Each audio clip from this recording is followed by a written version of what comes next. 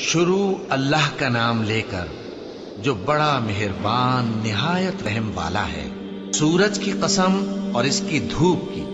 اور چاند کی جب وہ اس کے پیچھے چلے، اور دن کی جب وہ اسے روشن کر دے، اور رات کی جب وہ اسے چھپا لے، اور آسمان کی اور اس ذات کی جس نے اسے بنایا، اور زمین کی اور اس ذات کی جس نے اسے پھیلایا، اور نفس انسانی کی اور اس کی جس نے اسے درست کر کے بنایا۔ پھر اس کو بدکاری سے بچنے اور پرہیزگار بننے کی سمجھ دی کہ جس نے اپنے نفس کو پاک رکھا وہ مراد کو پہنچا، اور جس نے اسے خاک میں ملایا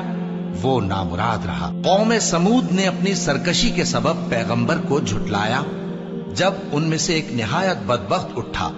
تو اللہ کے پیغمبر صالح نے ان سے کہا کہ اللہ کی اونٹنی اور اس کے پانی پینے کی باری سے خبردار رہو، مگر انہوں نے پیغمبر کو جھٹلایا۔